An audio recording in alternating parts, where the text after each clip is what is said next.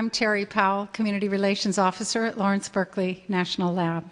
I'd like to welcome you here this evening and welcome you to Science at the Theater, sponsored by Berkeley Lab Friends of Science, and co-sponsored, and I want to thank our co-sponsored by the University of California, Berkeley, Chabot Space and Science Center, the Exploratorium, and the science departments of Berkeley, Albany, and Oakland high schools.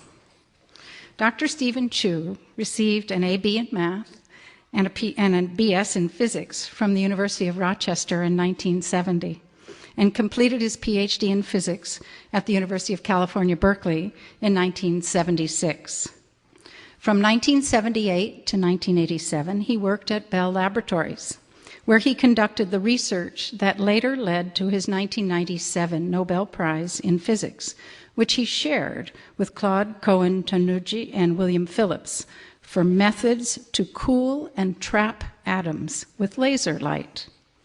For the next 17 years, he was professor of physics and applied physics at Stanford University, where he more recently oversaw the creation of the BioX program, a multidisciplinary initiative linking the physical and biological sciences with engineering and medicine. In August 2004, Dr. Chu returned to the University of California as the 6th director of Lawrence Berkeley National Laboratory and as a UC Berkeley professor of physics and molecular and cell biology. Since arriving at Berkeley, he has shown an inviting, warm, friendly, and intense inquisitiveness about the world's climate change and its energy problems. He has become a nationally and internationally recognized proponent and thought leader on the need to address the security, climate, and economic impacts of our dependence on carbon-emitting energy sources. In 2005, he co-authored the National Academy's report, Rising Above the Gathering Storm, Energizing and Employing America for a Brighter Economic Future. He is also co-chair for the forthcoming Inter-Academy Council study, Transitions to Sustainable Energy Systems, due out this fall, to identify global transitions to an adequately affordable, sustainable, clean energy supply. The scientific evidence is clear. The Earth's climate is warming, largely through our use of fossil fuels. In response to the global warming crisis, which he has called the greatest challenge facing science today, Steve Chu has established the Helios Project at Lawrence Berkeley National Lab, an aggressive scientific initiative to transform existing and future energy technologies away from fossil fuels and into those that are renewable and do not emit greenhouse gases. Please welcome Dr. Stephen Chu.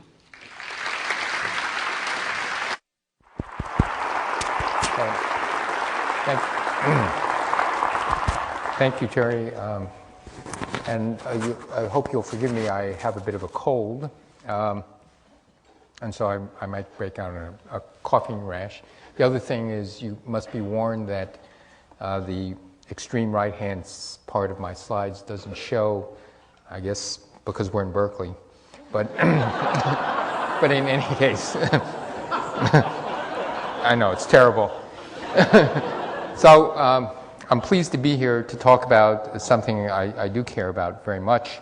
And in fact, it was a large part of why I joined the Berkeley Lab. And that is, we have an energy problem and we can do something about it. This is a far-ranging talk, but let me just begin by saying that energy affects many sectors, many things of concern, both nationally and internationally, because national and international security is intimately tied now to energy security. So is economic prosperity and the environmental stewardship. These are all intimately tied. So let me give you a few samples. This is the amount of money we spent on importing fossil fuels as a function of time from 1970 to 2005. And the integrated amount of money we spent in 2005 was $250 billion importing fossil fuel. Since many of us don't spend $250 billion, I wanted to compare it to another big number.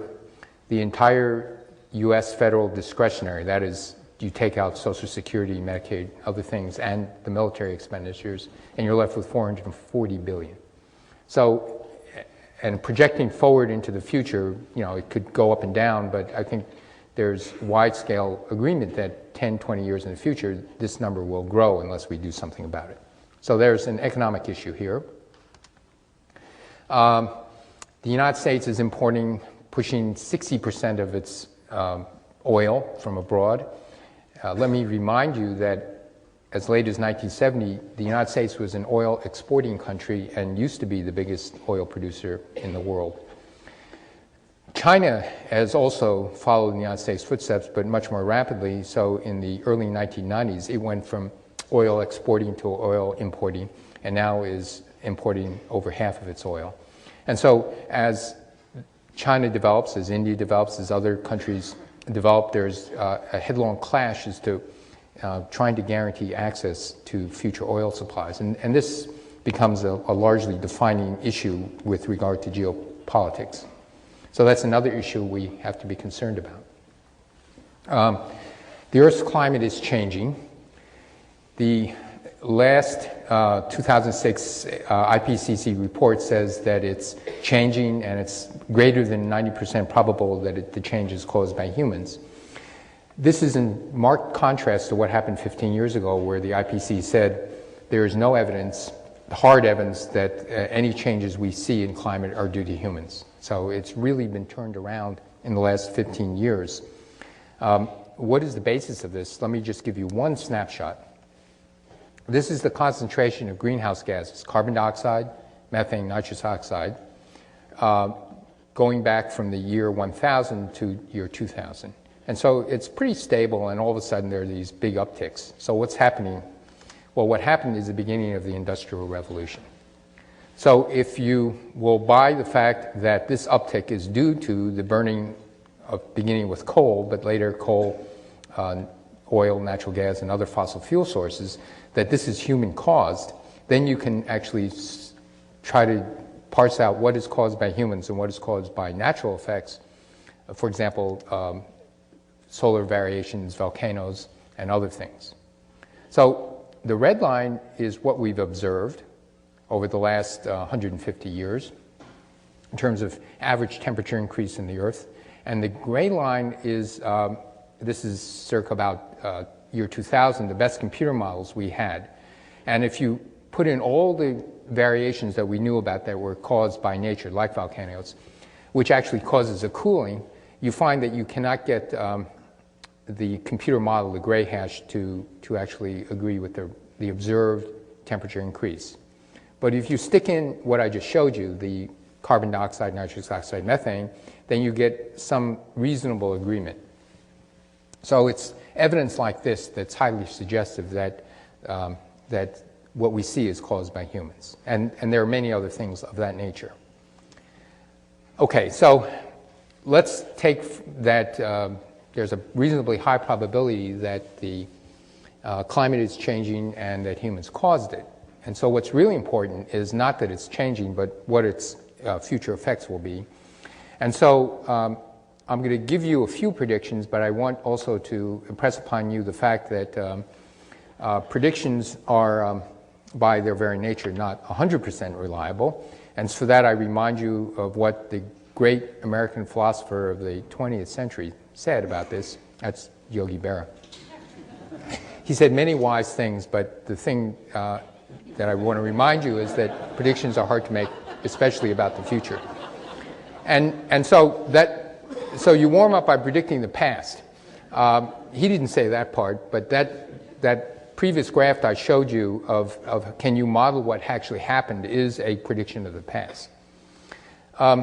So with that, there have been significant predictions in terms of climate change. We already see increased damage from floods, storms, wildfires, and we do see sea levels rising, and there are predicted to be large population displacements. spreads of massive species extinction, increased species extinction, spread of disease, anything that's temperature or waterborne, malaria, cholera, dengue fever, and other things you can add to this list. But I want to focus on one, namely water shortages, just to give you a sample of what we're worried about. This is taken from a paper from the Proceedings of the National Academy of Sciences. It's a very highly respected referee journal. And it gives predictions about what will happen in California based on two scenarios. B1 is a very optimistic scenario. It says we will control our carbon emissions, our greenhouse gas emissions, and we will keep the level of carbon dioxide in the atmosphere down to below 500 parts per million. For those of you who know these numbers, we're at 380 now, and that is very optimistic. Kyoto was shooting for something like 550 parts per million, and I personally think we probably would exceed this. The A1 prediction is a prediction based on business as usual, increased energy efficiency, but no concerted worldwide effort to decrease carbon emissions. So what does it predict? The amount of Sahara snowpack would decrease in the optimistic scenario between 30 and 70% in this century. That the alpine and subalpine forests, these forests and that snowpack is a large part of our water storage system during the wet season, so it meters it out during the drier seasons, factor of 2 to factor of 4. At the A1 scenario, you're really seeing vanishing of both. And in this paper, I bring out a sentence, an understated sentence, saying this could fundamentally disrupt California's water rights system. If you can imagine 2 years in a row of 50% decrease in Sahara snowpack, this actually happened when I was a graduate student and postdoc at Berkeley in the late 70s, and there was severe water rationing for just 2 years of this, but we're talking about forever. And so, very large error bars. This might be manageable 30%, 90% is not manageable. So this is of great concern. So this is one of several predictions. This is now a measurement. This is the average glacial thickness around the world. This is not only going to be hitting California, but it's actually hitting around the world. And so the average glacial thickness is now shrinking by roughly a meter a year. And this is particularly troublesome in the Tibetan snow plateau, the Himalayas, because the Himalayas, the water runoff from the Himalayas supplies water to roughly a third of the people in the world, because it supplies water to India, Pakistan, China. So this is, again, one of these things that we're very worried about, internationally as well as nationally.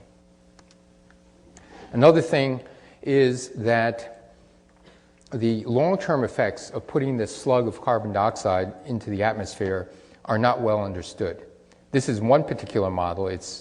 I'll say it's particularly pessimistic, but it's say, here we are today, we get hold of our carbon emissions, there's a worldwide concerted effort, and you bring this down dramatically by factors of 10 or 20.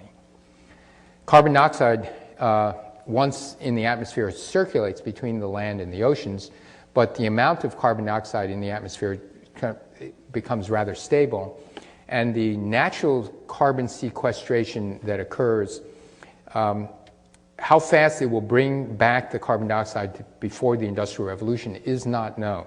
And there is a big debate about this, but the debate is it might take a few hundred years or a few thousand years. It's not that it's going to take 10 years or 20 years or 50 years. And so what we do today and what we do this century is we'll have an impact that would last centuries or perhaps millennia. So that's this curve is the carbon dioxide, and this is the rise in temperature. There's already about a 1.5 degree increase rise in temperature that would have been caused by humans if we shut off all carbon emissions today by humans.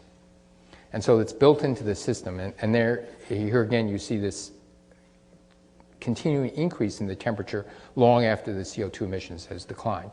So this is another reason why we shouldn't wait and be 99.9% sure that these things will happen. I think even at 90% or quite frankly 80%, it's prudent risk management to work hard about this issue.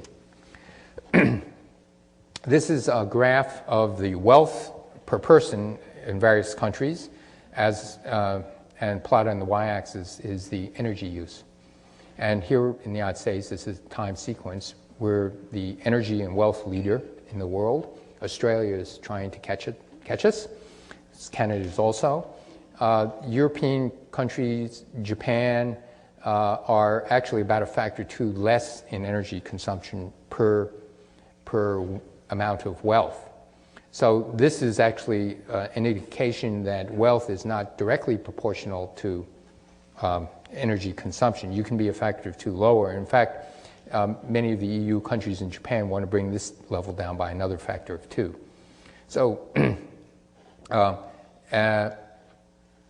the y-axis is quite interesting. This is in the amount of energy per person per year in billions of joules of energy. And a joule is something that most people don't really have a good feel for. So I decided to translate into something else that people would understand, some other unit of energy and wealth. Well, in the days before the Industrial Revolution, the amount of wealth you had is totally shown by the amount of servants, or earlier by the number of slaves you have. So what is 350 billion joules per year equivalent to? You just count up the number of calories a human being needs. It's 2,000, you add 500 because they've got to do some work. And so that means that every man, woman, and child in the United States has 100 energy servants working for them. And the average person in China now has 10. So now you might ask, as the world population grows to a peak of somewhere shy of 10 billion people, can the entire world sustain this bit of energy consumption, let's say, at the United States? And the answer, I think, is no, but that is actually not the right question to ask. It's really, what's the carbon footprint and what are the other sustainable things that go into this type of energy consumption? And I actually believe, but this is more a statement of faith than any hard calculation, the entire world, 10 billion people, can have 100 energy servants working for them if it's done in the correct way. Because it's really the carbon emissions that's the issue. So it is possible to have great wealth, but you don't have to ruin the world in the meantime. As was mentioned, I'm co-chair of this report. The Inter-Academy Council is a council that represents over 90 academies of sciences around the world. And Jose Goldenberg and I are the co-chairs of this, and the membership of about 20 people have been nominated by various academies around the world. And it's actually given me a greater international appreciation of energy problems in various countries. Jose Goldenberg, I should also say, is the architect of the Brazilian sugarcane ethanol industry. And right now Brazil raises sugarcane, and 40% of the transportation, the personal transportation in Brazil, is from sugarcane, unsubsidized, and it's being done in an environmentally friendly way, in the sense that despite what you might hear from press, the sugarcane industry in Brazil, especially in Sao Paulo, where he is now the Minister of the Environment, and where most of the sugarcane is grown, is following, for example, United States Environmental Protection Agency rules. So it is possible to transition to something other than oil in a environmentally responsible way. Okay, so let me go to the solutions. I think you have to adopt a dual strategy, and you have to maximize energy efficiency. This remains the lowest hanging fruit today, and it will probably remain the lowest hanging fruit for the next couple of decades. And so maximizing energy efficiency and minimizing wasted energy should be our highest priority.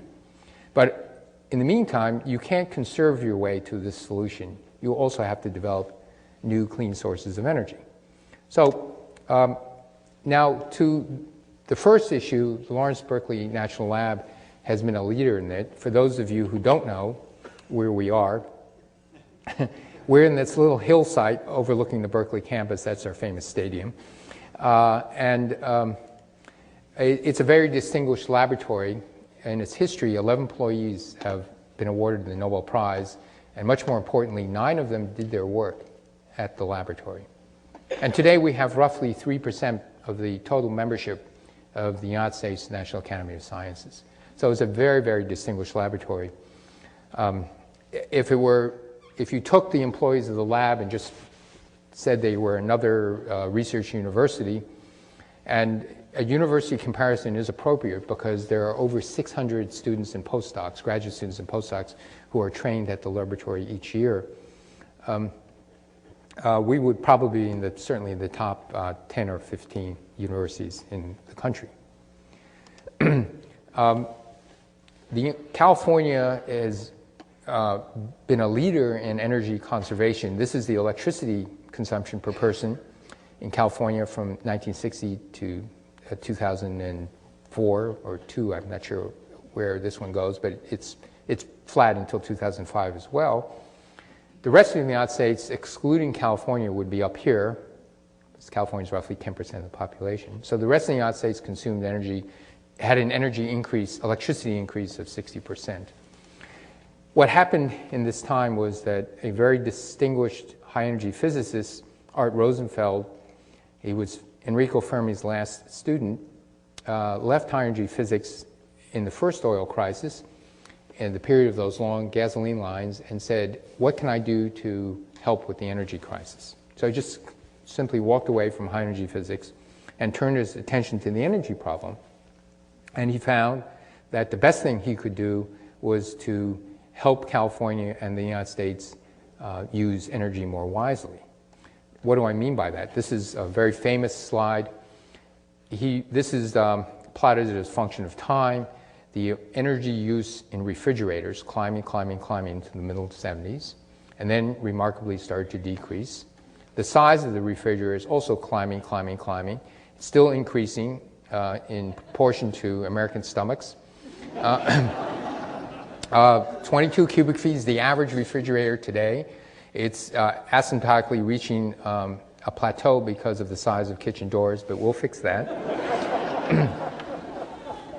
So Art went into appliance stores and said, well, what about refrigerators? He looked at the cost of refrigerators for a given size. He looked at the prices and found that the efficiency, how much electricity they used, was only distantly related to price, really not at all. So you don't have to be a rocket scientist or an engineer in refrigerator technology to realize that the energy efficiency of the appliance had nothing to do with the cost. So he started with volunteer labeling, but convinced California to initiate a refrigerator energy standard, that all refrigerators had to go above a certain standard. And these standards increased over time. Now you know something really unusual. The efficiency started to improve before the standard came into practice. Why is that? Because about that time, the appliance manufacturers were put on notice. You can't hide. Don't run to the Republicans. Don't run to the Democrats. You just can't hide from it, so start thinking about it. You know, transfer your resources from your lawyers to your engineers. Very And so they started getting efficient beforehand, and it started to improve, and the efficiency has actually increased by more than a factor of 4. Now, during this time, not 40%, a factor of 4, even though the size went up.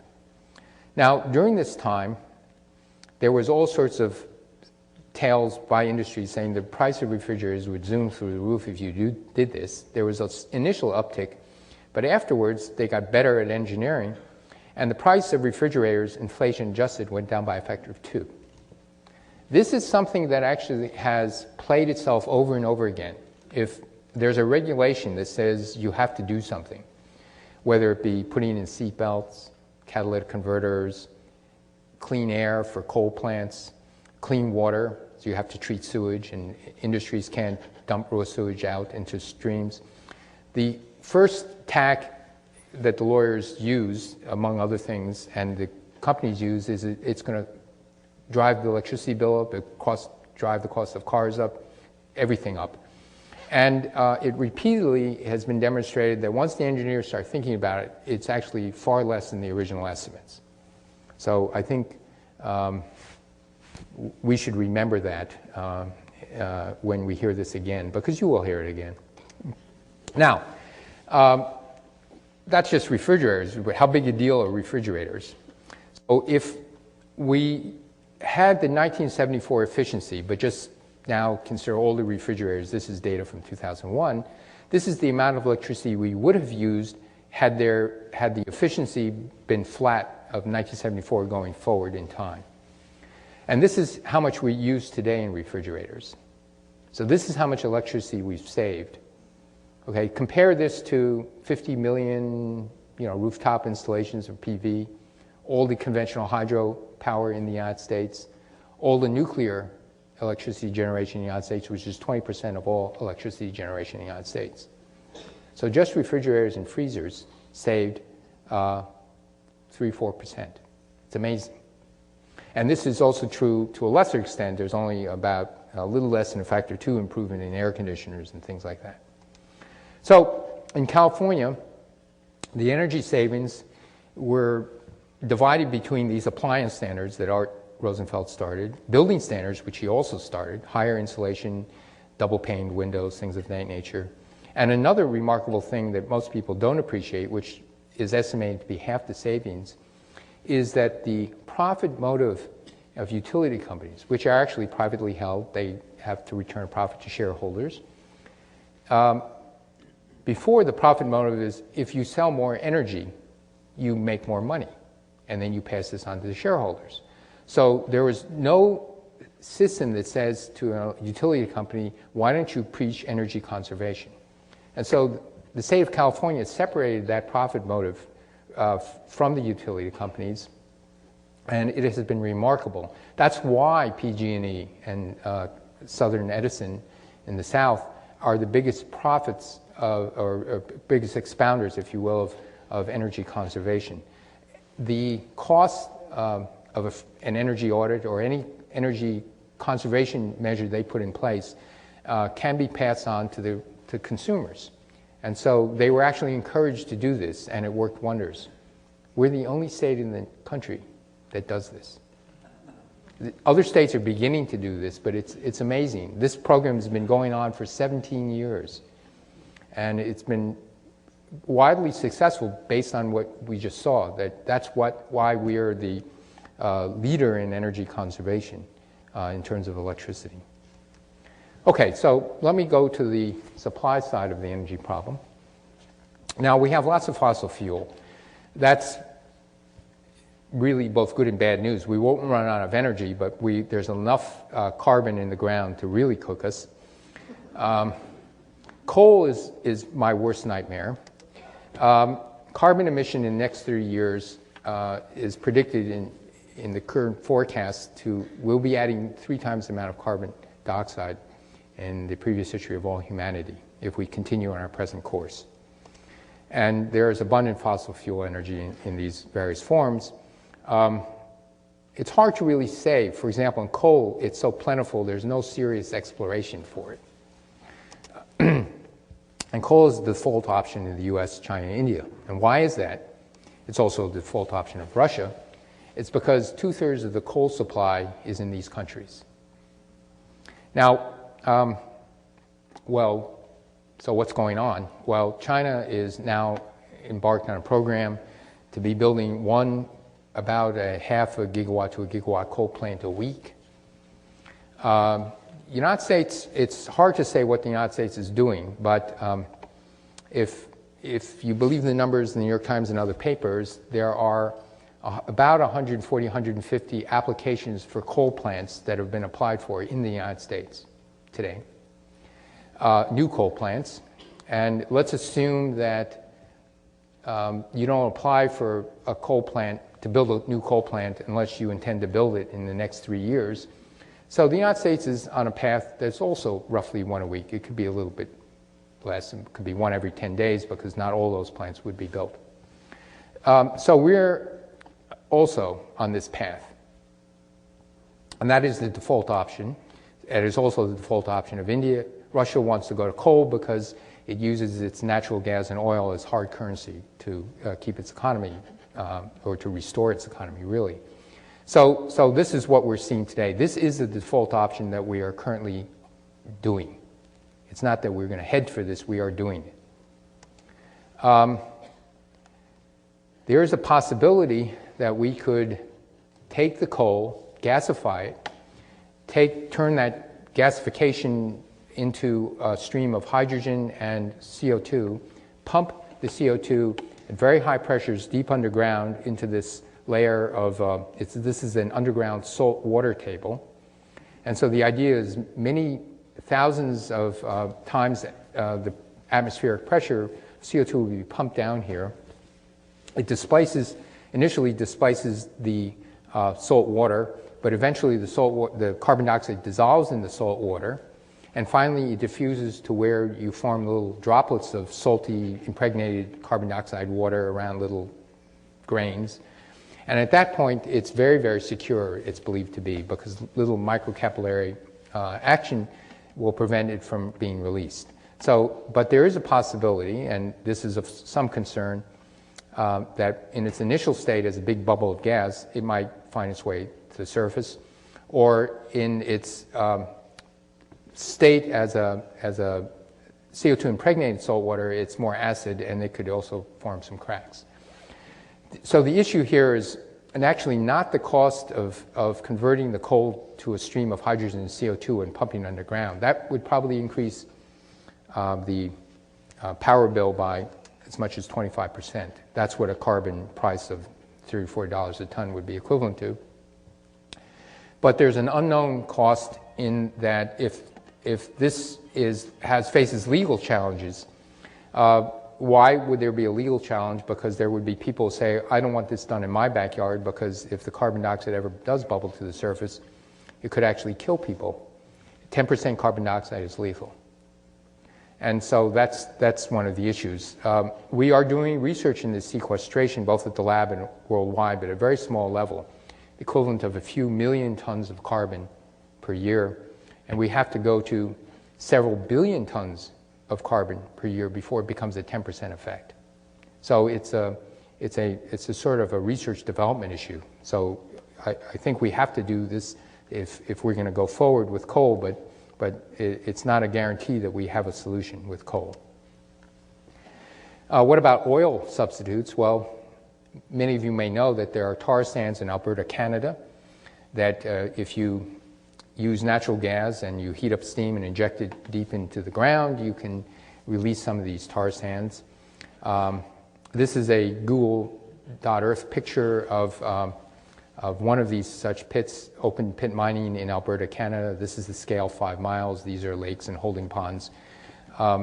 Lakes where you recover the tar, you separate the petroleum-like products from the icky stuff, and then you put the icky stuff in ponds, but the ponds are the size of lakes.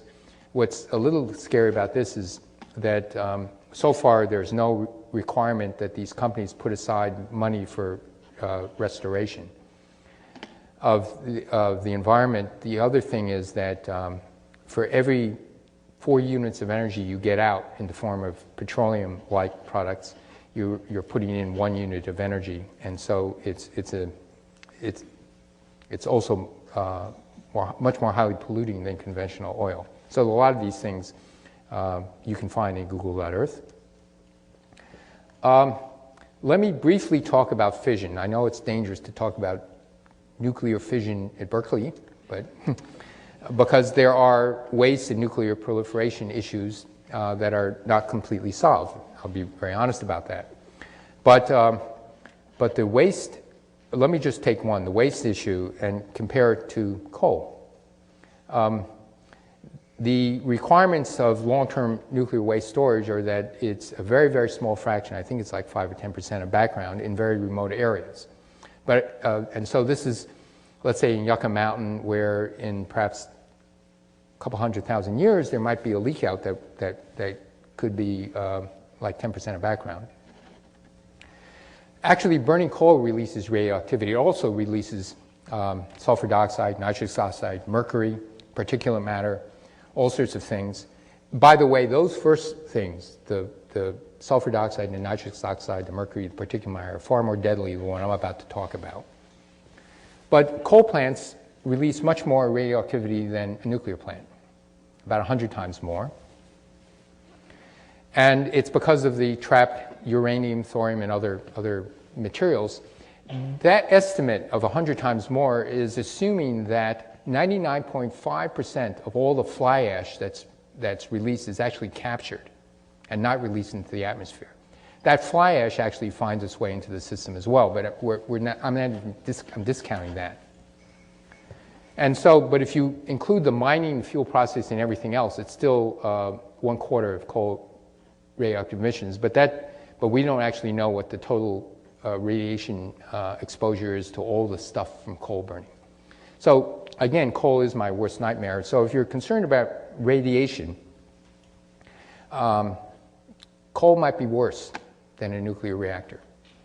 It's worse in every other respect. Okay, so wind. So here's some good news. This is relatively clean, very clean, compared to the other fossil fuels, and the price of electricity generation from wind has gone down by about a factor of 10 in the last 20 years.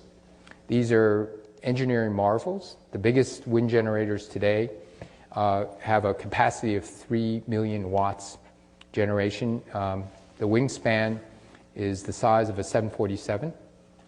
The newer ones have a wingspan of 1 1/4 soccer fields.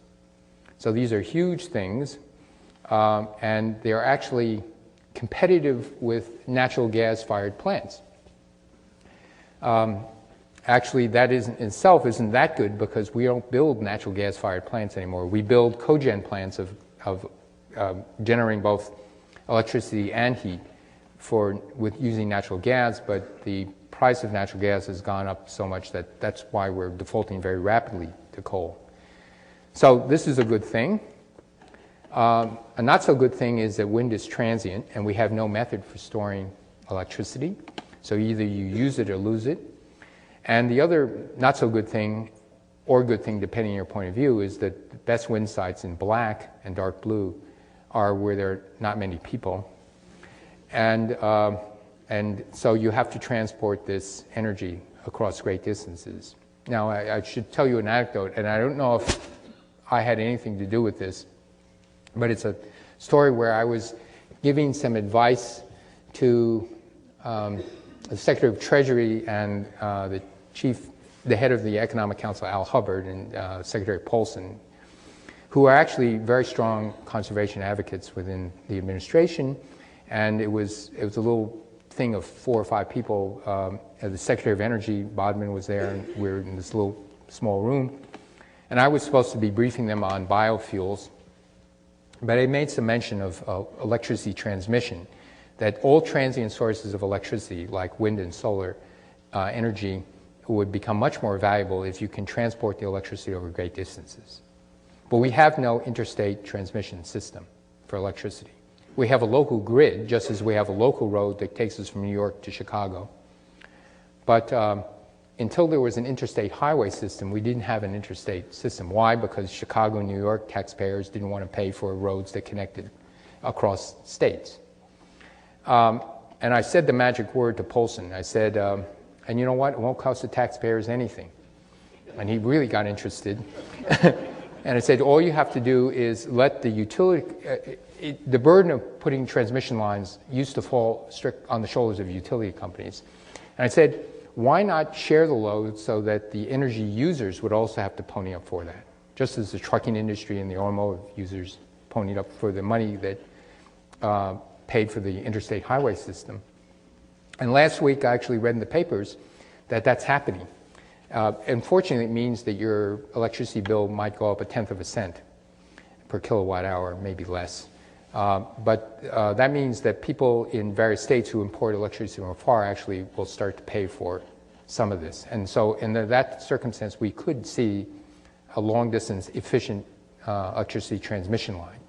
Also very important for blackouts, because it's the synchronization of the AC in various parts of the country that actually cause some of the blackouts. So if you can transport electricity from direct current from, let's say, over here to over here. And then you synchronize it exactly when you pull it down to the local grid. That would make the country much more robust against blackouts. So it has a lot of good things. And it looks like it's going to happen. It's amazing. I don't know if I had anything to do with it, but it certainly got Poulsen interested. Let me talk about solar cells, photovoltaic, solar, biomass, and energy storage.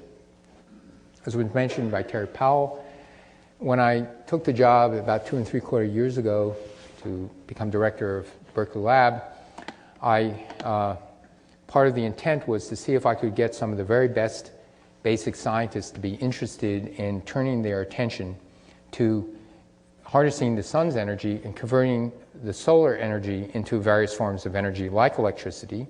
But a large part of it would be conversion of that energy into fuel for transportation. The reason for this is because this is our most expensive form of energy, and it's the one where you see the balance of payments doing what it is, and because we are currently forced to buy oil from a lot of people who don't really like us. And wouldn't it be nice to have a substitute that could be grown at home? And so there are various pathways to this, and so let me walk you through 2 of them. The other issue is that if you could generate electricity economically competitively, you have to use it unless you can store it. So if you can store it in some form of chemical energy and then reclaim that to generate electricity on demand, then wind could be 15–20% of the electricity generation of the United States, and it can be base load generation. Now, Denmark is right now 20% wind power. That means their entire electricity, 20% is coming from wind. They would like to go to 50%. So how can they do this? Well, they actually are entering into energy trading agreements with, for example, Sweden. So when the wind blows, they sell electricity to Sweden. When the wind doesn't blow, Sweden lets water through a dam and generates hydroelectric power. And so it's that trading agreement and long-distance transmission that will enable the storage of energy. So I think this is going to be a coming thing for many countries. Excuse me. This is as a function of, these are so-called learning curves. So this is the cost of various forms of energy in proportion to how much money has been invested in these forms of energy, and also, of course, time, from 1981 to 1995 for photovoltaics. Gas, the learning curve, the cost has gone up because the cost of natural gas has gone up. Windmills are about down here, and photovoltaics are about here. This is a Moore's law sort of thing, and one of the fascinating things about technology is that when you are on one of these Moore's laws curves, it's exponential improvement.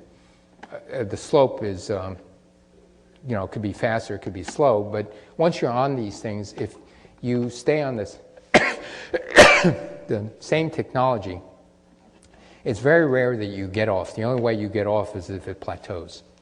And I don't know why it is, but it just happens to be that way. So for example, for solar photovoltaics, this is a learning curve for silicon, and we need to go down by roughly a factor of 10 before it can be wide-scale deployed without subsidy. Solar thermal is actually better for larger scale generation than photovoltaics, but photovoltaics can be used on rooftops or the tops of Walmart or Kmart or something like that, whereas solar thermal actually is installed, but none of these things would exist. Well, that's not true. A very small fraction of people have them on their roofs, but there's large subsidies for this. And you can ask, in the United States, at the current cost of electricity, you would need about a factor of 3 reduction in photovoltaics before people begin to think of sticking them on their roofs outside of Berkeley. And the utility companies would need a factor of 10 because there's actually a subsidy already built in, because you get to sell electricity back to PG&E at retail rates. But retail rates are about a factor of 2, 2.5 higher than wholesale rates. So there is already a subsidy in there. They don't care if it's, a fraction of a percent, but at a couple of percent, 10%, 20%, then you really have to start redoing things. But it's okay because we've decoupled profit from selling energy. Here but you need about a factor 10, and because of the transient nature, you might even need a little bit more.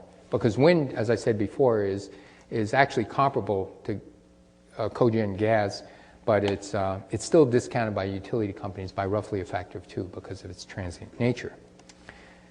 Just to tantalize you on how important it is that we get these factors of 3 or 10, or you let the price of electricity go up by a factor of 10, which I think most Americans aren't willing to do.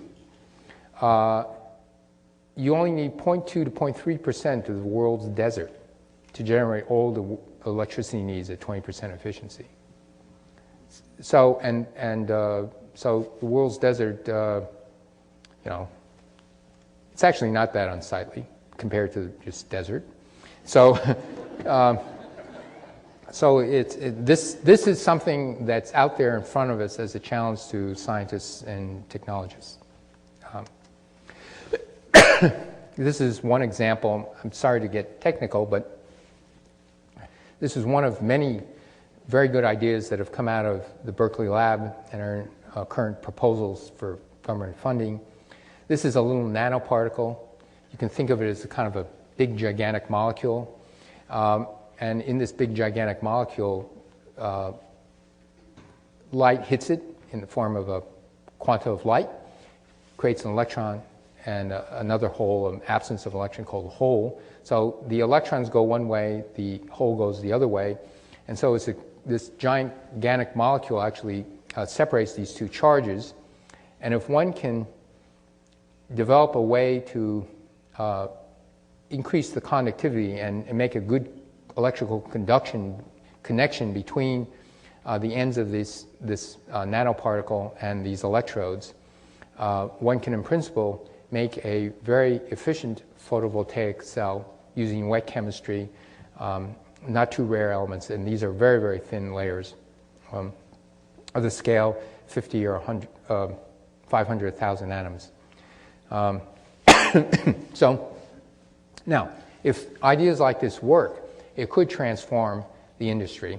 What's the chance that a particular idea like this might work? Well, it could be 2%, 3%, or something like that. But there's a portfolio of these ideas, and I think the hope is that in the next 5 or 10 years, one or several of these might come home to roost. So this is the idea that rather than, at least as far as Lawrence Berkeley Lab and University of California, Berkeley are concerned, we don't want to improve upon manufacturing methods of silicon photocells. We'd rather chase after totally new approaches. The object is to generate something that ideally wet chemistry or some thin vapor film could be deposited on ideally a flexible, but a reel-to-reel process where you make this stuff the way you would print newspaper. And if you can do it that way, then the price could come down by an order of magnitude or more. Another area that we've become very interested in is to develop a biofuel approach to replacing petroleum. And you may know that BP, which is formerly British Petroleum, has teamed up with the University of California, Berkeley, and the Berkeley Lab and University of Illinois to fund a biosciences institute. And so the idea is that they would be investing $500 million over 10 years for these partners to do research in collaboration with BP. The vast majority of this research would be open, published stuff. But BP is also looking for, in the long run, a new business. That is it possible that biofuels could be the equivalent of a new wellhead. So they're looking to long term. We have also applied for a grant from the Department of Energy. These are our partners, Sandia, Livermore, Berkeley, Stanford, and Davis with Lawrence Berkeley Lab. So this is an equivalent thing that complements the work that will be done in BP that hopefully will be funded by the Department of Energy. And this would be 25 million a year for the first 5 years, and we'll see if we get that. The idea is that we convert sunlight, carbon dioxide, water, and some nutrients into some biomass stuff, mostly in the form of cell wall material, and then you convert that cellulose type of material into chemical energy in the form of transportation fuel. And we would be working on all aspects of this total conversion, from breeding better plants to make more efficient use of water, sunlight, nutrients, and also, and this is the most important part, decreasing the cost and investment in energy in converting the cellulose into chemical energy. So the one thing is there enough land to go around to feed the country and the world, and also make a significant dent on a petroleum substitute? So this is a table I took out of the U.S. Department of Agriculture. In 1982, there were 420 million acres under cultivation in the U.S. It's since, in 2003, it's dropped to 370 million. The amount of rangeland and pasture land has also decreased, and there's been amount of land, 30 million acres, put into a long-range conservation program. It's mostly in the form of pasture rangeland. All told, 75 million acres has been taken out of production because of the ability to produce far more food per acre in the United States. That's why there's a small fraction of that acreage was turned into condominiums, but most of it is overproduction. Some of it has been put into long-range conservation preserve, and what this means is that we pay farmers over a long period of time not to plant, but in a lot of the stuff that's taken on production more recently, we pay them on a year-to-year basis. So there's right now, the agricultural subsidies in the United States vary, but it's sizable. And it's been, if you look over the last 5 or 8 years, it's been something like $20 billion. In the future, there'll be tens of millions of more acres pulled out of production, because world trade agreements will say we shouldn't be selling heavily subsidized crops on the open market. So there's actually a potential for at least tens of millions of acres of surplus land in the United States. Surprisingly, this is also true in most industrialized countries that have sensible agriculture. I emphasize the word sensible because Japan actually raises a lot of rice still. But Canada, France, developed countries actually have huge agricultural surpluses. The agricultural production in the world has also increased, and this is the amount of cropland put under cultivation in the world. So this productivity is actually worldwide. It's not just the United States. So especially in marginal areas, that is to say areas that don't get that much water, one can look towards biofuels as a potential solution. The marginal land which would not grow food very well. This is an example of a plant that we would be interested in using. This is called miscanthus. So this is a graduate student of a colleague of ours at University of Illinois. I don't know her name, but the colleague's name is Steve Long. And these are, I've been told she's 5'3". There's another picture of someone up here that's a basketball player, but this is 12, 14 feet high. This is the amount of grass that grows in one growing season, unirrigated, unfertilized. The yield in this patch of grass per acre is 10 times the amount of ethanol that you can produce from corn. Okay, so that's why this is so tantalizing. Corn is not the right crop, and if you're looking at a factor of 5 or 10 improvement, then you're actually looking at having a very small dent in food prices, as well as just using surplus land. The great thing about these grasses is that they're perennials, which means you harvest the tops, the roots are still alive, it grows back the following year like a weed with a vengeance. They actually are weeds. So you don't have to till the soil for 10 or 15 years, and then it makes sense to perhaps plant a new weed. Because the roots are in the soil for a long time, they can establish symbiotic interactions with bacteria that fix nitrogen. So a large part of the fertilizer is actually taken care of. And many of these perennials, just before harvest time, they actually, because they're in it for the long haul, perennial means forever, they actually withdraw a lot of the mineral and precious nutrients from above the soil, gathering sunlight to the roots, because the top part dies off. Compared with switchgrass, which is another perennial, not as good as this miscanthus by about a factor of 2, you have 1/8 the nitrogen runoff, 1/100th the soil erosion of corn. So it would be much better in terms of, better in order of magnitude in terms of water use, et cetera. So it's better in all respects in terms of sustainability of the agriculture for energy. So that's why it's so desirable to work with these plants. So why aren't we doing this today?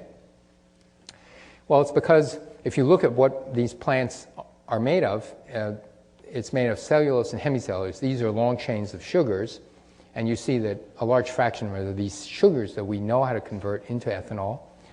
But those sugars are protected by another set of molecules called lignin. And this lignin, or these blue guys, are complicated molecules that have been designed by plants to protect the plant against an onslaught of microbes, bacteria or fungi.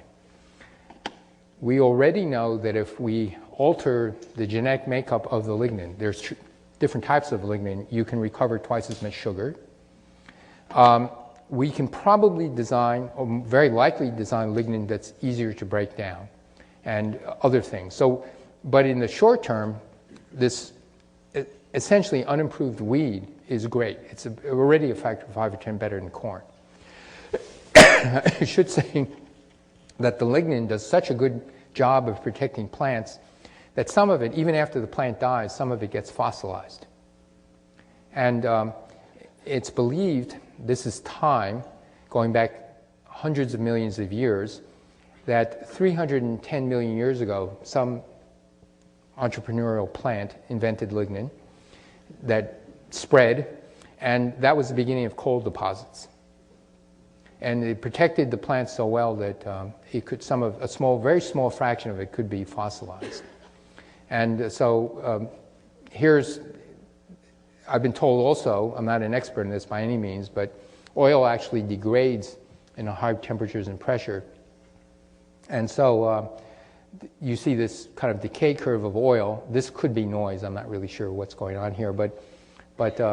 So the moral is that if you don't use up our oil in 140 million years, it will decay. So we're going to fix that. We're going to use up in 200 years. So what's the hang-up? Why aren't we growing these set of weeds? The reason is that once you have in fact, the feedstock is essentially free. There's a lot of bio-waste in the form of corn stover and also wheat straw, and in Asia, rice straw, also cellulose materials. In the U.S., you're beginning to be forbidden to burn this stuff, and so farmers have to pay people to haul it away and become landfill, which is where the microbes turn it into carbon dioxide and methane. So the first pass is going to be free. So what's the hang-up? The hang-up is that it costs a lot of money to convert the cellulose into energy. You have to invest a lot of energy. You use either hot acid, steam pre-treatments, hot steam that tries to separate the lignin from the sugars. After you do that, it's not a good state. You have to kind of calm the stuff down, get rid of the acid, get rid of the harsh alkalis, the other stuff. Sprinkle it with a set of enzymes, which is the most costly. And then after the enzymes break down the complex sugars into simple sugars, then you ferment it the way you would make wine or beer. And at 12-14% alcohol, the ethanol kills the yeast. So, and then you have to expend more energy to separate the ethanol from the water. So this whole process, and especially the enzymes, are the real rub in these very high costs for converting cellulose into ethanol, whereas Brazilian sugarcane is now roughly 90 cents a gallon. Without subsidy, it's competitive with gasoline. It's better than competitive with gasoline. So the object is to bring it down to a parity with sugarcane or better. This is an example of a pilot type of plant. And as I said before, the biggest energy and cost gains would be in terms of improving the fuel production, breaking down the cellulose lignin into just simple sugars and separating this stuff. This is what we have today. Here's another cellulose refinery. It's in the form of a termite that eats your home. It's another billion-dollar, multi-billion-dollar industry. So what happens as the termite eats your house, it doesn't actually have the capacity to turn your house into energy directly. So it enters into a pact with microbes that live in the various guts of the termite. This is a gut of a termite. And in these guts, these various stomach regions, there are microbial communities that break down the cellulose. They turn it into a chemical fuel. They take a little carrying charge, but pass a lot of it on to the termite with instructions, go get me more wood. So it's a very happy situation for everybody except the homeowner. So what we're doing is we're sequencing the DNA of these microbes. And we're partnering with a small company in Southern California called Diversa, which goes around the world looking for hungry termites, to see if we can find out whether there are better microbial communities that break down the cellulose. We also want to go into Brazilian rainforests where there's rapid turnover of biomass and go prospecting for other microbes and microbial communities to sequence the genomes of these microbes and to find out what magical enzymes they're using to break down this.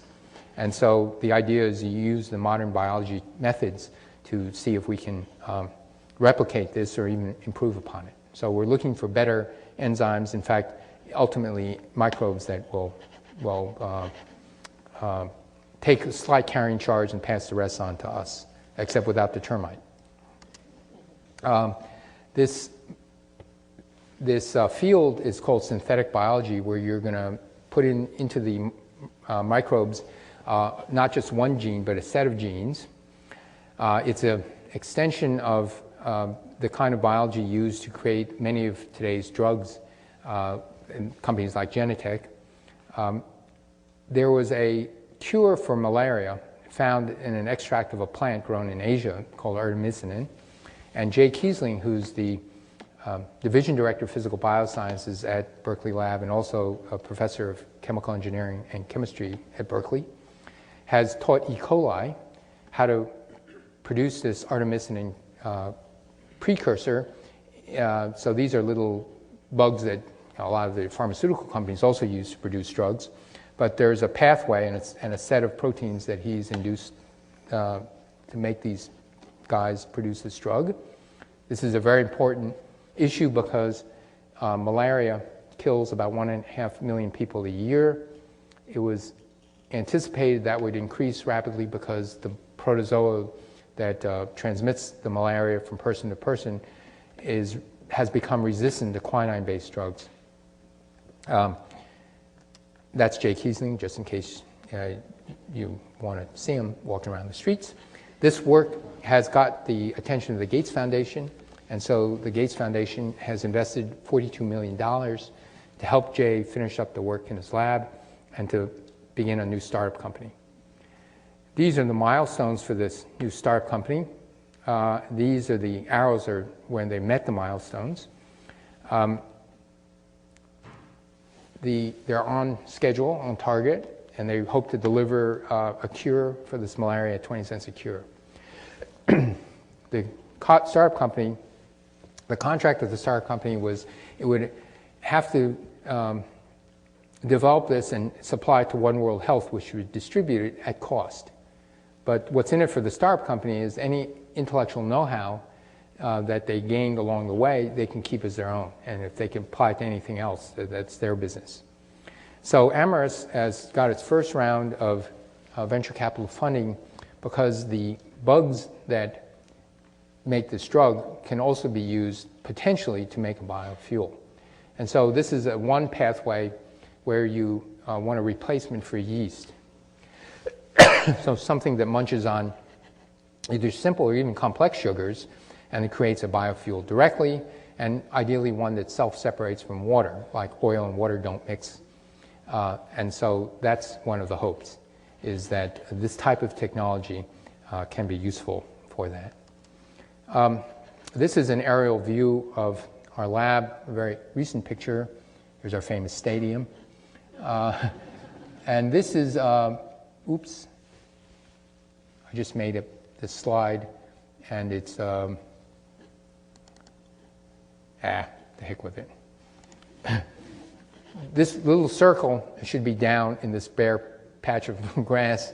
We're planning on building a building that would be housing a lot of the energy storage, the solar photovoltaic, and the BP work, this biofuels work. It's in a little spot over here, adjacent to some nanotechnology building and some material science buildings. We are been doing some fundraising for a lot of this Helios work. The Helios is the big umbrella project that is both photovoltaics, energy storage, new electrochemistry, biofuels, and you can actually add to that things like rejuvenated energy efficiencies, things of that nature. So BP has picked Berkeley and the Berkeley lab in Illinois, and that's that. We've got so far $15 million in private donations to help build the building. The state of California, it's now in the governor's budget. It has to be passed by the Assembly and State Senate, but $70 million to help build the building and some bonding authority. We've raised $4 million in private funds to start energy research while the DOE builds up to start to fund this stuff. And we're looking for more donors for the building, another 15 million or so. So in case you want to talk to me afterwards regarding that, I'll be glad to listen. And the Department of Energy, we've also applied for a $125 million grant over 5 years. And we'll hopefully get maybe a couple of million, but grow to 20 million a year for the solar part. We are trying to partner with industry, even if they don't give us this kind of money. But because this can't be done in the usual academic way of doing research where you publish some papers, maybe file for some patents, and then that's it. Industry is very good about knowing how do things scale to industrial strength. And for example, BP, they know chemical engineering very well, and they know things about biorefineries that we would not know about, even though they haven't built biorefineries, because they know so much about oil refineries. And from us, they want to learn biology. So industrial partners on the solar photovoltaic side and other things would also be desirable, because we want to get this out into the marketplace as quickly as possible. The way we want to do it is very reminiscent of the way Bell Laboratories introduced technology. This is the main laboratory of Bell Laboratories. For 5 years, I worked at Bell Labs for 9 years. I worked at this branch for 5. Used to live in a house right here. Hop the fence, walk to work. It was probably the most enjoyable part of my scientific life, in the sense that after I became a postdoc here, I was made an assistant professor at Berkeley, but I didn't teach a class. They let me take a leave of absence to go here for 2 years, which I did. Stayed, unfortunately, a little longer. And so stayed 9, then went to Stanford, but I came back 25 years later. Bell Laboratories is another very distinguished laboratory. 15 of the scientists who worked there earned Nobel Prizes. When I was hired in the late 70s, there were 30, 40 of us who were in this area of the building, in the basic research area. We had more or less free license to do many things that we could pick from, or actually choose. In my case, at carte blanche. 5 of us have Nobel Prizes, and we were all hired as young kids, either fresh out of graduate school or as just finishing a postdoc. We weren't hired as established scientists. And half of those, 40 or so, are members of the National Academy. So this place grew all of its scientists, not just some of them. They grew every one. It's an amazing place. It led to many amazing inventions. This is, believe it or not, the first transistor. It invented the laser. It invented information theory. Bell Labs invented many things that we take for granted today. In the invention of this laser, one could think of the people who got the Nobel Prize for the invention of the laser, Shockley, Bertin, and Bardeen. But in actual fact, the full story is that there had to be fundamental developments in material science. There had to be fundamental understanding of how electrons actually moved around in semiconductors and the surface states and what happened when you put 2 different semiconductors together, both positively and negatively doped. So Bell Labs discovered or rediscovered, depending on your point of view, the fact that when you put 2 semiconductors together, electricity would only go one way. That was done in 1939, 1940. And once you have that action, if they thought if you can have another thin layer of semiconductor material, you can actually modulate the current that went this one way. So you can actually control it.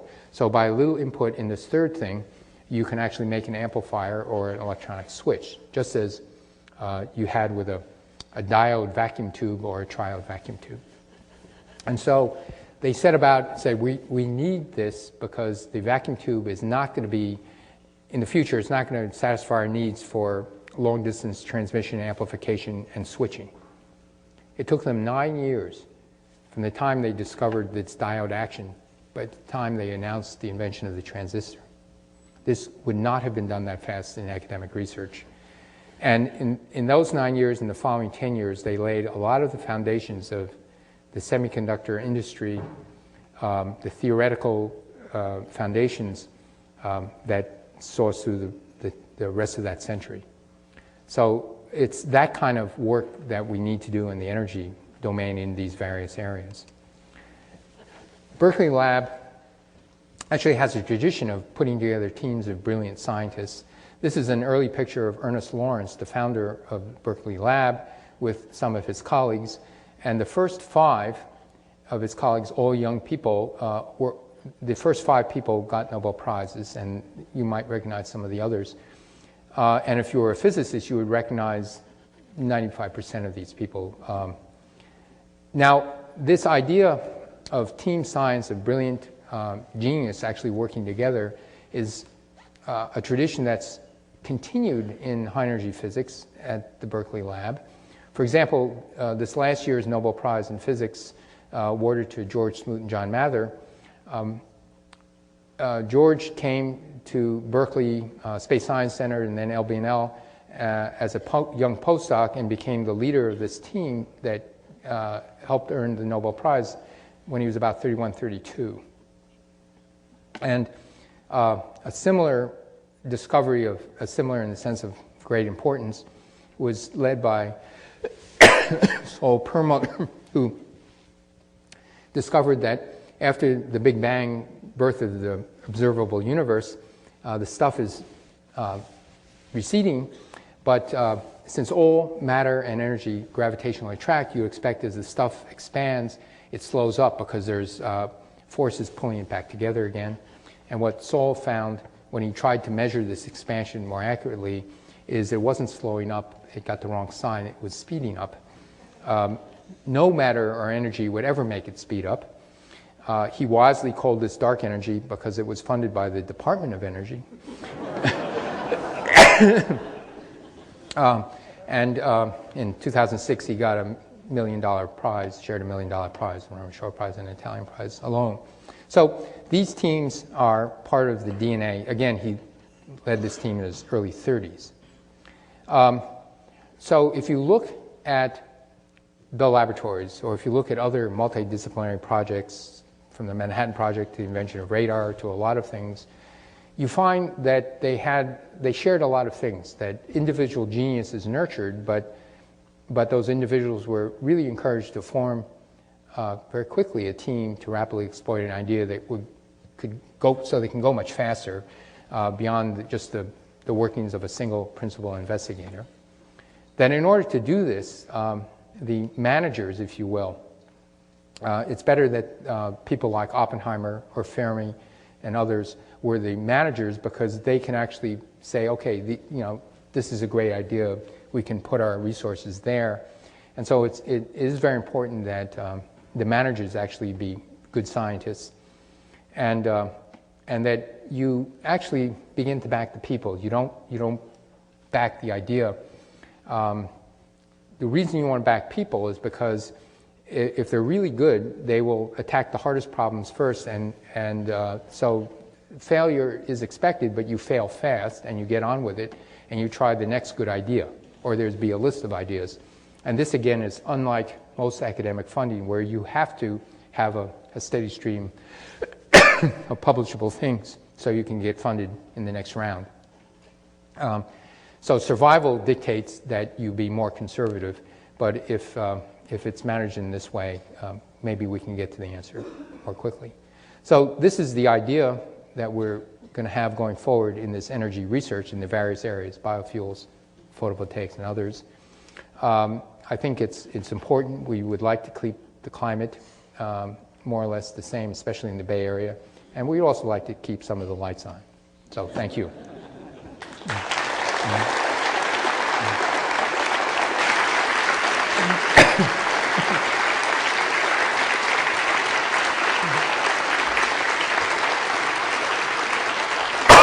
Thank you, Dr. Chu. We will take some questions. We have microphones on either side of the midsection of the theater, and we encourage you to come to the microphone to ask questions. We'll alternate, and we'll plan to end promptly at 7 p.m. Steve, do you want to call on them alternately, one side to the other? Yeah, are you going to do it? You go ahead. Yep, sure. Okay. We have people. Can you see? There's Could no we one in dim that, the so- lights just a little so Okay. we can see out into the Sure. audience? Yeah. There's only one microphone being used. So. Well, with the burning of fuels, aren't we just promoting more global warming? In the newspapers, it said that ozone is going to be worse with biofuels, and food prices are going up. I guess, well, you're talking about other synthetic fuels other than fuel, but with the corn thing, fuel prices, a lot of feeds for animal stocks and fuels come from foods, and foods are being, producers of energy are starting to vie with food producers for food, and with places like Darfur, turning our food stocks into fuel while people are starving in Darfur seems like the ultimate sin. And meanwhile, the Mini Cooper said they're coming out in 2008 with an electric car, and I've been telling people to plug their hybrid electric cars into their solar electric rooftops. It's time to put your solar electric rooftops in place, both residential and communities, and get ready for the plug-in hybrids and also the electric cars. And I think that's going to that's coming down in price, and also that'll make the rooftop installation have to pay back in about 4 years instead of 8 if you're pumping sunshine instead of Chevron. So the question is, don't you think that the market will go that way, and solar and all that will come really down, and therefore biofuels will actually be more expensive and lose out in the long run? Thank you. Okay, so I guess the question is, don't you think that biofuels won't be an answer and that solar will be the solution? Was that the question?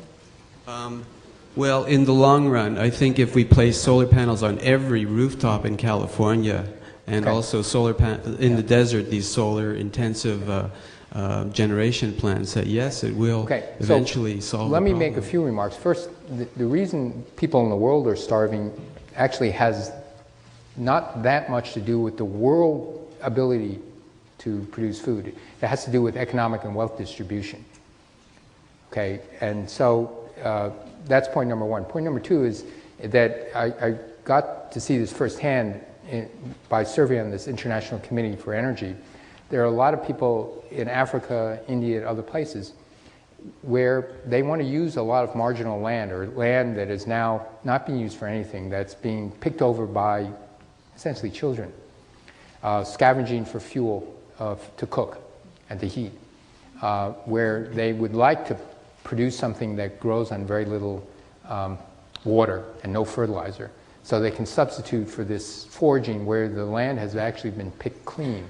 It's been deforested already and things of that nature. So, now the world economic distribution problem is an issue that I'll recognize that's an issue, but it is not as though we will be making people starve in order to make biofuels, especially, and corn is at best a transition. We want to get off corn as quickly as possible. It is not the right crop. I mean, we're talking about a factor of 10 improvement. And when you're talking about a factor of 10, that really means using surplus land and not driving up food prices by a lot or really appreciably. So the other thing is biofuels, at best, will be probably a 15% impact on the world energy. Okay? It happens because, why do I say that? The United States total energy for petroleum is 28% for transportation fuels. We can probably replace 2/3 of that in the short term. Why not all of it? It's because we don't know how to make airplane fuel and diesel fuel yet in an economic way. So the grasses that I'm talking about could be, and the bio waste could be the gasoline substitution. And the world uses 24, 25%. So let's talk about half at best. Okay? So it's not that much. Why is it so important? It's because it really does define the geopolitical stance of many countries. And because of these hundreds of billions of dollars that we're spending.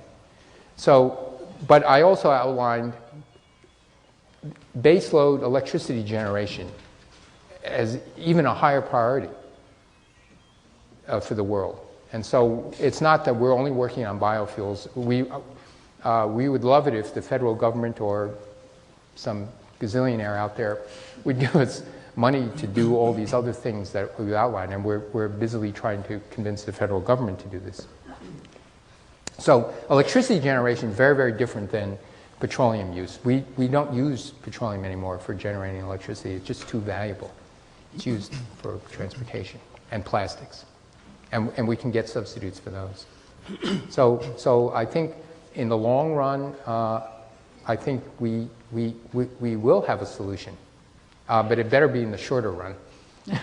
It better be by mid-century, quite frankly. Thank you. My research tells me that there's one plant that stands head and shoulders above all other biomass fuel sources that hasn't been mentioned yet. And it's in terms of efficiency and in terms of being clean burning. And this is good old-fashioned industrial hemp, H-E-M-P, marijuana's non-psychoactive cousin. Just visualize for a moment that it's legal. You're a hemp farmer. You've just sold your crop to a fuel processor who probably makes it into one of the 50,000 products made in the world today from hemp. You return home, you notice there's some residue left on the ground. You sweep that up and sell it the next day to a biofuels firm. And you sit back with a smug expression on your face, realize I'm you not. should be quite happy because one, you're not the first. None of it was wasted, and two, it made good money. Now, then you muse about history a little bit in 1869 and Rudolf Diesel and the biomass and so on. But the problem today is the legal thing. Your job is to do the research, and I like your outline. Our job is, in my case, I've made presentation like that on hemp. Okay, Free. so And we're reintroducing the bill from last year, this year also, and Arnold's with us more this year. So actually, you're not the first person that mentioned hemp to me, and I don't know if it is the only thing. I actually didn't even know it was illegal, so it shows you how much I know. But it's not clear it is the best crop. I think we should look at all crops. Also, people have said with equal certainty bamboo is the best one, sweet potatoes are the best one, and so on down the line. In actual fact, there is no best one, and that you should remember that. It depends on the climate and the local water supply and sunlight and everything else. And so that's something where we're not looking for a single plant. In fact, that would be wrong for a lot of reasons not to look for a single plant. So I think you're about the fourth person. For whatever reason, the real experts, the plant guys, don't really mention hemp.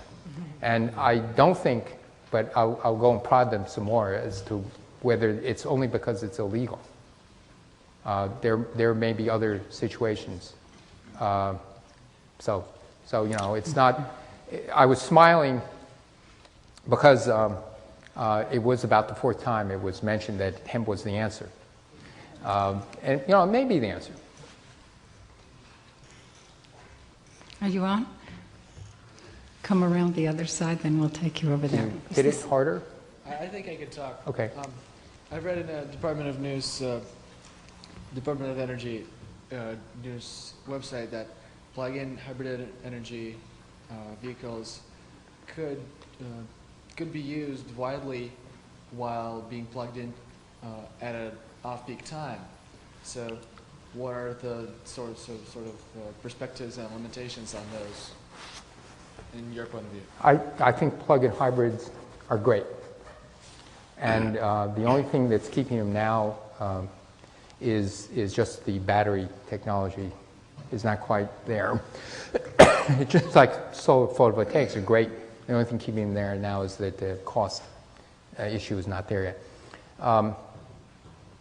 I think once you get to a battery which can take enough deep discharges so that it could survive for a scale 10 years, then you've really got something, even at 100-mile range, because that's where most driving is less than 100 miles. Right now, the Prius battery, for example, is maintained at between 40 and 60% of charge. Systems keep it there because if you took the battery and just discharged it completely, you'd kill it in a bunch of discharges, just like the battery in this, which I do discharge. After a year, it's lost its poop.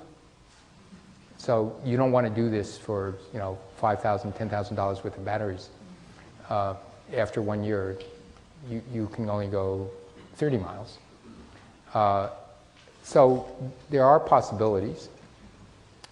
There may be a possibility actually that has come out of the Berkeley lab in University of California, Berkeley. We patented it. We're licensed it to a venture capital firm. It's going to require tens of millions of dollars to see if it will work. But it has potential for increasing the storage capacity by about a factor of 3. And it's already shown that it can be cycled 1 million times. It could fail as well. It's like everything else. But I think the research into battery technology is great because it's really good because you plug in at night. And so those energy sources that are standing idle can be used. Remember that use it or lose it part of electricity. If you have a fossil fuel plant, you can make it go up and down. But in other situations, especially nuclear power, you don't want to power it down at all because fuel costs nothing. It's only the cost of money that really matters. So, so that type of thing, I'm very hopeful we can get in the marketplace within 5 years. Not only this invention, but there are other rumors I hear about that might come to pass. So plug-in hybrids is a big deal. It's a big deal for a lot of things because it shifts petroleum, again, the most valuable form of energy, to electricity where your options widen. And so that's also very important. So your options to generate clean energy are much broader. Yeah. Hi, Mr. Chu. First of all, I'd like to say that I have great respect for your work, and I hope to see it funded, very generously in the future. You seem to have a dark vision that I'm sort of seeing around the outskirts of your talk today, which is that there's a possibility in the future of energy wars. We have so many ideological conflicts going in the world, and if we add to that, China and India and Russia all polluting and the kinds of tensions that could create. I'm wondering, though, why you didn't mention fusion, which was the first thing at the top of your list. I applaud you for making somewhat of a case for fission. I know that, for instance, in France, fission is a large part of their electrical energy. I think that's true in most of Europe. I also know that there's a lot of research going on in the world with fusion. Is it possibly because Lawrence Livermore Labs are the fission guys, and you're a little bit competitive with them?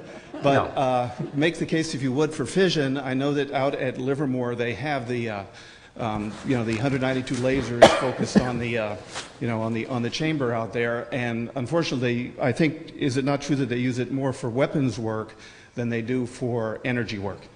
Okay, so the reason I didn't mention fusion is because even the biggest proponents of fusion research, people actually doing it, say that right now the plan is that there's an international collaboration to build a magnetic confinement fusion reactor in the south of France that's going to be between $5 and $10 billion experiment, just to show that you can scale this up and we understand enough about it and we can keep it burning for scale hundreds of seconds. If that works well, and it might have a dozen-year lifetime, and half a dozen years to build, then there's another follow-up on that called DEMO. I'm not sure what DEMO stands for. Another 10-year thing where you might actually begin to, it's the kind of the pre-pilot plant. Now you're into 2060. And the most optimistic proponents of this say that you actually begin to put it online in the last quarter of the century, and then it would grow. Now, but you have to understand that it's still an experimental stage. We don't even know technically if it's going to work. There are problems that we actually know about, and we don't know how to solve them today. One problem is the neutron damage, that the fusion reactors in the future, if they're ever going to work, have such a high flux of neutrons that actually go into metals. They make helium inclusions. The metal just completely falls apart. So right now the plan is there's a lithium blank that absorbs most of the neutrons, so you convert the lithium to fuel. That's good. But then the outer metal container of this $10 billion thing ruptures after about a year and a half. That's not commercially viable. So the current plan is to put a layer of metal there that is replaced every year and a half to protect it from the real vacuum chamber. But that's also not commercially viable, quite frankly, because the stuff is radioactive, the metal. It's been neutron activated. You have to shut down the whole thing, replace it, put it up. So that materials problem is one of the issues that we're concerned about. So I didn't mention it only because it's not going to play an important role in certainly the first two-thirds of this century. But the European system is the confinement, and out in Livermore, they're bombarding Okay, the that's a capsules. different thing. That's this laser inertial confinement. Yeah. Sure. And that is not commercially viable either. And whether it was initially it was funded for weapons. It was not really weapons, but you're not going to make a bomb with this thing. But you actually make a burst of radiation and intense gamma rays and things like that, so you can see if electronics, like in satellites, could withstand something that would mimic a mini H-bomb. Okay, so that is also very, very far away from commercial realization. You've got to understand that money is ultimately driving this stuff. If Americans wanted to triple their energy, we could transition to clean energy. We can transition photovoltaics today. If you triple your energy, what you want to pay for electricity. Okay? So that's the thing. Money is driving it. And so it's not, I mentioned a lot of things we aren't doing. We're not doing wind. I'm a big fan of wind. And so it has nothing to do with rivalry with Livermore. Is that working now? I don't think so. I just wanted to... Yes. Yeah, it's working. It is? Yes. I just wanted to ask you why it seemed to me that your impression of nuclear waste wasn't such a big deal. And also the second question is you didn't mention anything, although you had it listed, about hydrogen. Okay. No, I said nuclear waste is an unsolved problem. It is a big deal. The waste from coal burning is worse, in my mind. And I just wanted to make that clear. It may not seem as scary because maybe we're used to burning coal more, but in terms of killing people and things like that, coal is far deadlier.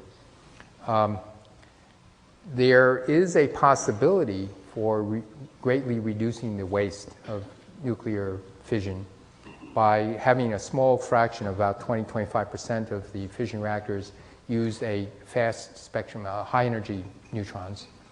And what that does is it burns down the long-lived waste to much shorter-lived waste, and it also converts some of it to fuel, quite frankly, which can be used in the standard fission reactors. That technology is not deployable today because it's the generation of nuclear reactors that are now being designed are much, much safer than the ones of old, but that new technology of the fast neutrons is less safe. And so before we go to those so-called fast neutron reactors, we need to do a lot more research if we're ever going to go there. The waste is an issue and we see it today because the citizens of Utah are determined not to have this stored in their backyard. Nevada, sorry. Just as I'm sure there will be a lot of citizens who don't want carbon dioxide stored anywhere near them. Okay? So it's one of those things where right now we have, in terms of current baseload electricity generation, we have coal and we have nuclear, but actually nuclear won't be a major factor no matter what because of the money issue. Coal is the default option because the utility companies are much more familiar with building coal plants. There's much less financial risk. There's all sorts of reasons why we are defaulting to coal. And we're now 20% nuclear in the United States. It will go down, I think. France is about 78% fission. They can probably keep it up there. But I think we will probably default to coal unless something really dramatic happens. And then all the other things I talked about will come true, that's why I'm so scared of coal. It's the economics, the pollution, the everything. So it's not like I'm really for nuclear. It's like it's the lesser of two evils for this century or for the first half of 2/3 of this century. And then hopefully we get off of that as quickly as possible. And I would hope that fusion in the next century would be. The second part of her question was about hydrogen. Yes, hydrogen. Hydrogen is a form of transferring one type of energy to another. You don't drill for hydrogen. And so the two sources of hydrogen that we have are either you can transform coal into hydrogen, but if you do that and you don't sequester the coal, the carbon dioxide, you're also losing a factor of 2.5 of the energy content of the coal by transforming to hydrogen. So once you've got the hydrogen and burn the hydrogen, that's great. You make water, very clean. But all the pollutants and everything else are still there if you took it from coal. The other possibility is you actually use a nuclear power plant to convert electricity to hydrogen at the off hours, like at night. And you store it on site. And not to pump it around, for transportation. That's probably the last application I foresee. But just store it on site, in some big bag. The reason that's good is because there's a lot of security in a nuclear power plant already. And so it's easier to protect against an explosion and mishap and sabotage around a nuclear power plant than many other places. So that you use the electricity for electrolysis, which is in itself not that efficient. And so we are looking, as part of our research, to how do you use electricity to make hydrogen or some other hydrocarbon so that you can convert back to electricity on demand. So that's part of the thing, because the conversion process of electricity to hydrogen and then back again is not economically viable yet. So hydrogen will be good if we can get that process going. But it's just shifting the form of energy from one form to another is what hydrogen really is. Steve, we should take one more question. Okay. Yeah, as the founding president of North America Taiwanese Engineer Association, I'm very honored to come to listen to your distinguished speech all the way from South Bay, San Jose area. I have a very simple question I'd like to ask you. One of your slides showing, California state has a much better the energy conservation or energy efficiency than the rest of the country. Is it because California has a better climate condition or has a better energy policy or both, something like that? It's a better energy policy. We had for a while the best insulation standards in the country. It's really strictly a better energy policy. Some of the northeastern states, New York, for example, are catching up and are also very energy efficient compared to some of the other states. I think Texas is, yes, someone mentioned Texas. Texas, the cost of electricity in Texas is about 5.5 cents a kilowatt hour. And with those prices, price is actually a huge determinant. Just so you guys know, there is one country that I know of in the world where unsubsidized solar photovoltaics work, Japan. It's about 35 cents a kilowatt hour. Don't need a subsidy. Okay? Okay. Thank you.